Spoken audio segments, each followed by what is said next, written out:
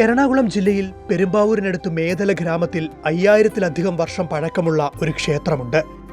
അത്യപൂർവ നിർമ്മിതിയാൽ ആരെയും അതിശയിപ്പിക്കുന്ന ഒരു ക്ഷേത്രം. മാതൃദൈവമായ ദുർഗാ ഭഗവതി കുടികൊള്ളുന്ന കല്ലിൽ ഭഗവതി ക്ഷേത്രം. 28 ഏക്കറോളമുള്ള ഒരു വനത്തിലാണ് ഈ ക്ഷേത്രത്തിന്റെ സ്ഥാനം. 9-ാം നൂറ്റാണ്ടിൽ ജൈനന്മാർ സ്ഥാപിച്ചതാണ് ഈ ക്ഷേത്രമെന്ന് ചരിത്രരേഖകൾ പറയുന്നു. ജൈനമതത്തിലെ യക്ഷിയായ പത്മാവതിയെയാണ് ഇവിടെ ഭഗവതിയായി പ്രതിഷ്ഠിച്ചത് എന്ന് കരുതപ്പെടുന്നു. ഒരിക്കൽ കാടിനുള്ളിൽ എത്തിച്ചേർന്ന ആളുകൾ അസാമാന്യ സൗന്ദര്യമുള്ള ഒരു സ്ത്രീയെ കാണുന്നു.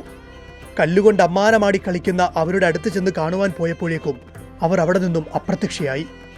ദേവീ ചൈതന്യമുള്ള ആ സ്ത്രീ കല്ലിൽ ഭഗവതിയായിരുന്നുവെന്നാണ് വിശ്വാസം. ദേവി കളിച്ചപ്പോൾ മുകളിലേക്ക് പോയ കല്ല് ക്ഷേത്രത്തിന്റെ മേൽക്കൂരയായി മാറിയെന്നും താഴേക്ക് വന്നത് ഇരിപ്പിടമായി എന്നൊരു ഐതിഹ്യം കൂടി നിലനിൽക്കുന്നു.